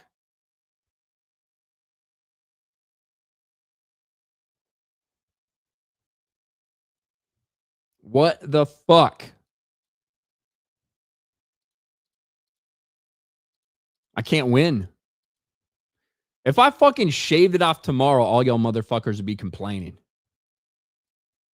That's the truth. I think y'all fucking like my hair for the most part. I think some people love my hair. I think most of y'all like it enough. Let's talk a little bit about Stranger Things.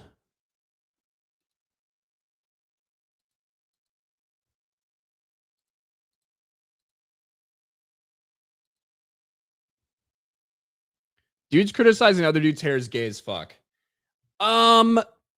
Sometimes I do think there are like exceptions. Like in the case of Jeremy, come on.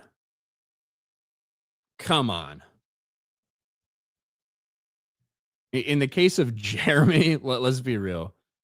That's like fucking terrorism. That shit should be called out. That shit needs to be called out.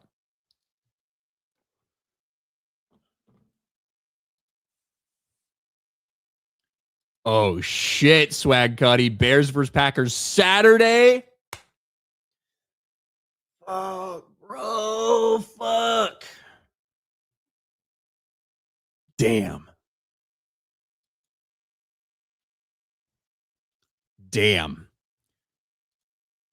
All right, let's talk a little bit about fuck. Why does it keep popping up? I don't want to see that shit. I don't care about Anthony D'Alessandro. What a fancy ass fucking name. Revenge game is going to be brutal. I mean, they're 1-1. It's not really like revenge. You know what I mean? Each is 1-1. But let's talk a little bit about Stranger Things. Stranger Things season 5 is over, and with that, the entire series is over. 5 seasons over the course of nearly a decade, and it ends up being one of the biggest things that's ever aired in the history of Netflix. When it's all said and done, it will be the most viewed English series that they've ever had in the history of the streamer. And obviously, a lot of people tuned in, and a lot of people even went to the theater on New Year's Eve to check it out. $25 million from only about 600 theaters, which is a pretty crazy number, none of which goes to Netflix, and all of it goes to the theater. But obviously, the numbers are not the only thing to talk about when it comes to Stranger Things. Like we talked about on this channel in the aftermath of episode 7, the penultimate episode, and Will's coming out scene that so many people had problems with. Normal people thought it was cringe and stupid and quite frankly gay and didn't need to be included, especially not where they included it with all the importance that they had placed on that coming out sequence. But even the gays hated it. The gays were more vitriolic than anyone. The gays were the ones with death threats because even though Will came out as gay, They didn't have him in a relationship with the person they fantasized him being in a relationship with in their heads. It was nonsense. It got more backlash than any Stranger Things episode in history. But the entire season as a whole was viewed as a disappointment by some, by a lot of people, in fact. I do think that some of it is getting overhated. People are comparing this to season 8 of Game of Thrones, in which it is nowhere close to the drop-off, the fall-off of season 8 of Game of Thrones. There were certainly problems, but even now, when you go and you look at all these episodes, season 7 or episode 7 of season 5 is the lowest rated episode of all time at a 5.5. The finale, which came out a week later, at a 7.9. Some people with very fair criticisms. Overall, I thought it was an okay finale. An okay way to end the series, to wrap up things, some emotional moments, some character wrap-ups, things like that. Some criticisms to be had about the fight scene, the decisions they made, the things they revealed versus didn't reveal, and some plot holes, certainly. Overall, I think it'll be remembered as an okay finale with a big controversy in the penultimate episode. But one of the things that continues to make the backlash worse are the Duffer Brothers, the creators of this show, who went out and did interviews immediately aftermath of this and immediately in the aftermath of every one of these volumes of release. And I gotta be honest with you. I think that fucking directors and creators, everything, I think they need to shut the fuck up for a while after these things come out. Have we learned nothing from like Benioff and Weiss coming out with the fucking post, like the post show for all these things? And all it does is create more problems. Any questions they try to answer only come up with more fucking plot holes. It's the dumbest thing you could fucking do, I think. Nevertheless, they continue to do these. And one quote is coming out that a lot of people are fucking pissed about today. Matt Duffer says he regrets doing post-finale interviews, asking fans to cut him some slack. I'm not in a good place. Like, why the hell did we do any of them yesterday is beyond me. I'm like fried. I was getting over the flu. So I'm not mad at any answers we gave you yesterday. Just cut me some slack. Now, I do think that a little context is probably required for this. He says it a little bit of a joking manner to the interviewer, but we can look at that context. Look, people are rightfully going to be asking a ton of questions about this finale, especially when so much of it you decided to leave ambiguous. And that's not a meme. I'm not saying ambiguous because all the gay shit in Stranger Things. I'm saying ambiguous because they did.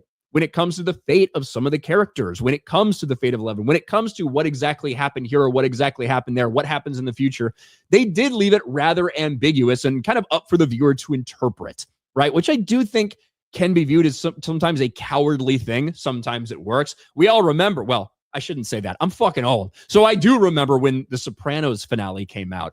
It was rather ambiguous about what happened at the end of that. And a lot of people had problems with it when it came out. I think in retrospect, a lot of people have softened on that. And now it seems almost like universally people do like the way it ended.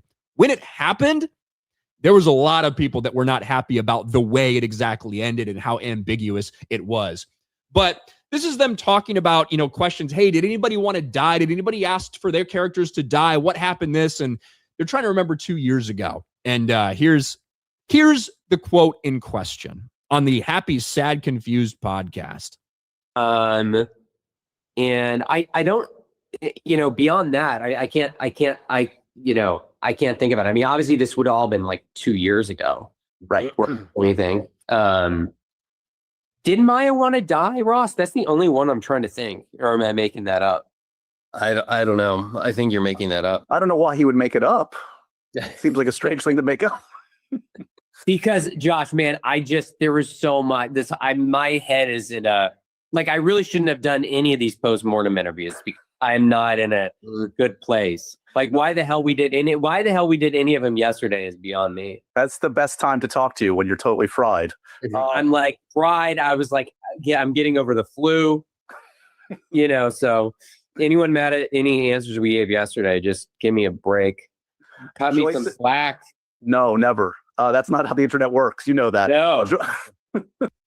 So it's a little bit of a tongue-in-cheek, and I think it's a little bit joking. However, he did say it, and obviously this is making the rounds. And it does seem like the more the Duffer Brothers talk about the finale, the more upset some people get. Overall, I've said this for a week now. I think the people that were pretending that this is a Game of Thrones level disaster are being completely hyperbolic. And you must not remember what season 8 of Game of Thrones was like every fucking single episode, every single week. I think that finale was like a 3.5 or a 4.0 on IMDb, by the way. This finale, I think, will be remembered as an okay finale that people really thought could have been better. Look, the season 4 finale was fucking awesome. Season 4, episodes 7 and 9 were fucking incredible. 9.6 and a 9.1 in terms of IMDb scores, if those matter to you. That season finale was fucking awesome. This one was not awesome. I think it was okay, and I think ultimately it was mostly a satisfying way to say goodbye to these characters. I think the Game of Thrones season 8 comparisons are, quite frankly, fucking retarded.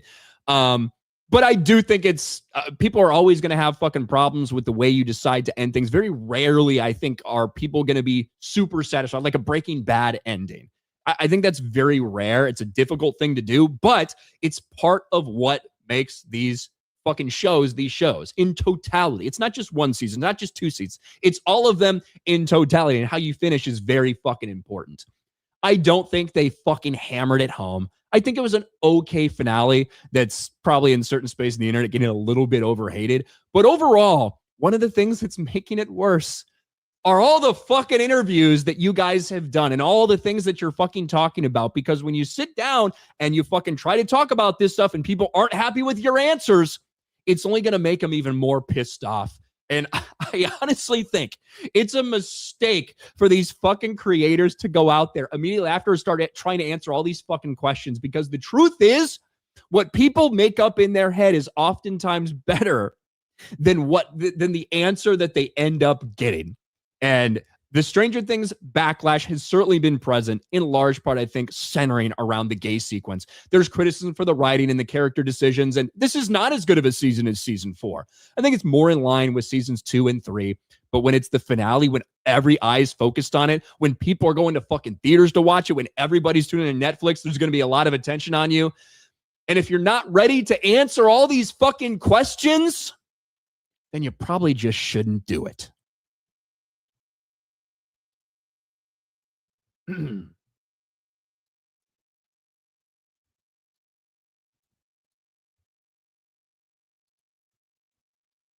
Yeah, the Sopranos cut to black. I need to still talk about 20 years later. Yes, and like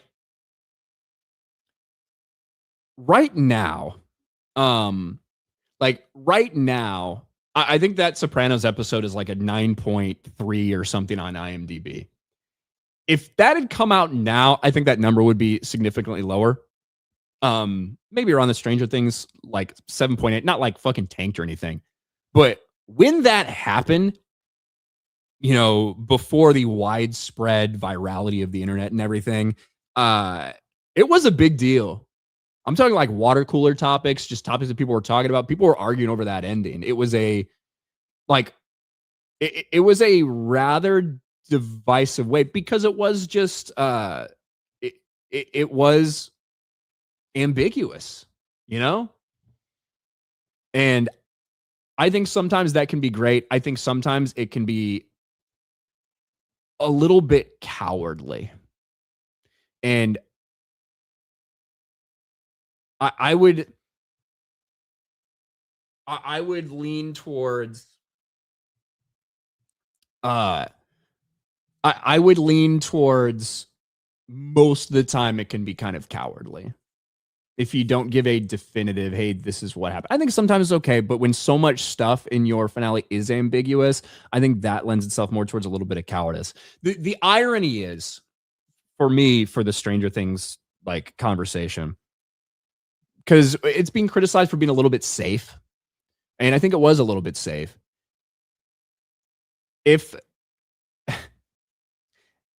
If they had done something really out there and really tried to subvert people's expectations, whatever, it would be getting fucking destroyed. It would be getting fucking destroyed. That's the irony of it.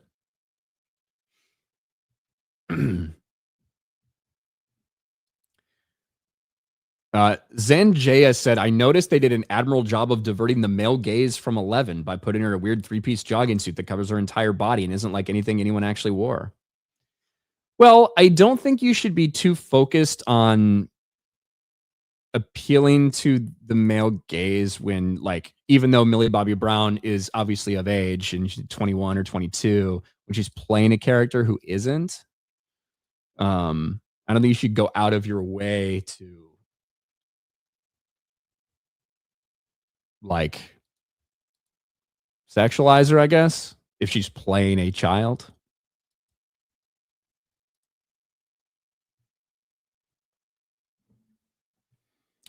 But hey, the Zump says Winona Ryder shoplifts my deodorant. Winona, Queen Winona Ryder.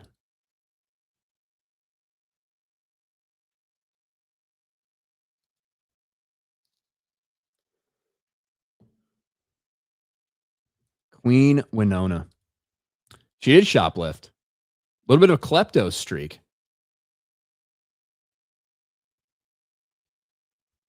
Little bit of a klepto streak.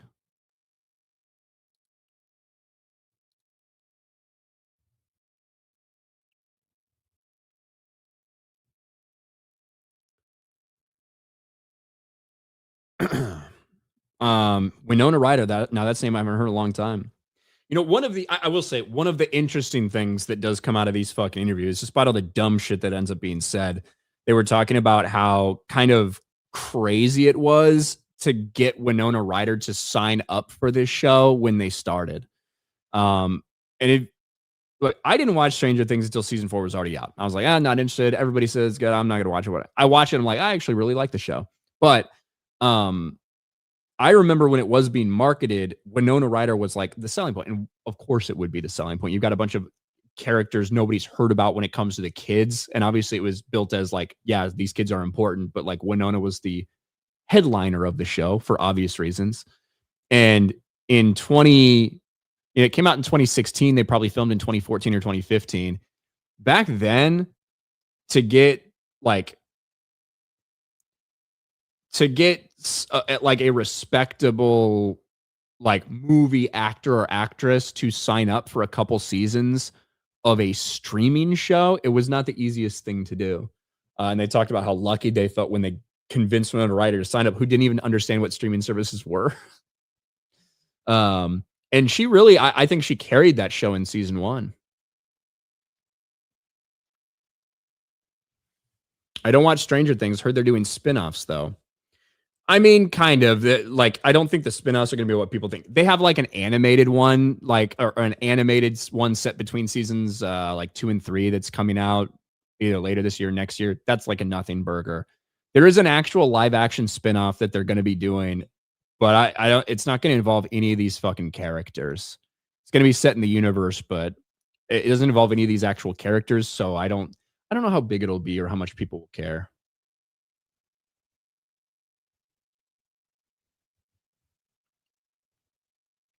The failure of Stranger Things proves Cobra Kai was the better show. Those two shows had a rivalry. Well, Wild Man Beyond, you can think that Cobra Kai is a better show, and I think Cobra Kai had a better ending. And I talked about Cobra Kai's ending. That was one of the very few, like, I was worried about how they would end that show, and I think that I think they ended it as good as they possibly could have. I really liked the ending. You know, those final couple episodes to Cobra Kai.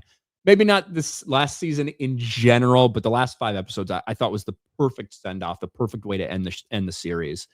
But when it comes to like viewership, if you're talking about the failure, if you're talking about viewership, it's not even close. It's not even close.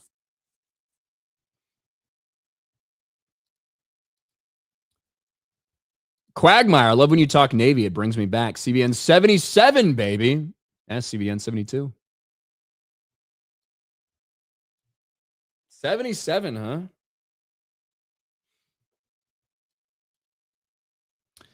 Predom Corpse. Remember 15 months. Ryan, RTU has now ate his son's ears. He's deaf. RTU ate his eardrums. Thank you for the update, Predom Corpse. Very scary. RTU needs to be stopped. RTU needs to be stopped.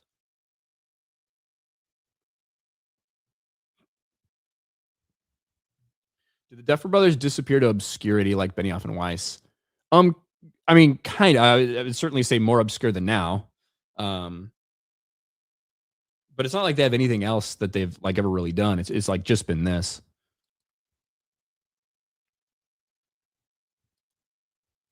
Chromerica Industries. You know, at least one of Will's friends would have called him an F-slur if they were truly in the 80s. Not to mention the AIDS speech they would give him. Maybe Winona, maybe Joyce would give him the AIDS speech. Maybe not his friends, but maybe his mom would. Will, you know about Freddie Mercury, right? You know what happened to him. You need to be using protection. You can't just have gay orgies with everyone, Will. You're my boy. I don't care if you're gay, but I don't want you to get AIDS.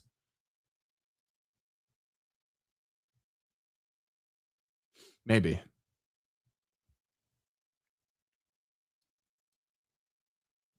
But it is funny for like, again, one of the most annoying things for this season was people trying to say that like no, Netflix is showing child tentacle rape, and that's what turned him gay, and that's what they're trying to say. It's like, bro, in season 1 of this show, Joyce literally says that she's worried that somebody's bullying him because they think he's gay. That's what she tells Hopper. And then the kids at school are talking to like Mike, and they're making fun of Will for being gay. They're calling him gay. They said he went off to be on Fairyland. He got killed by another fairy. Like they're calling him gay. Like Will has been gay the entire fucking time.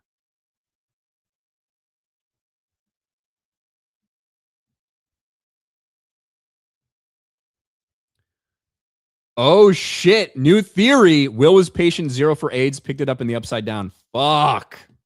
AIDS is really just the mind flayer. We didn't even think about that.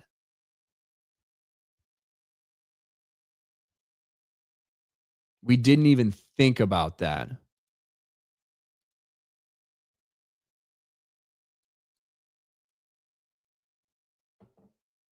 But we've been going about 2 hours, boys and girls, ladies and gentlemen, straights and gays.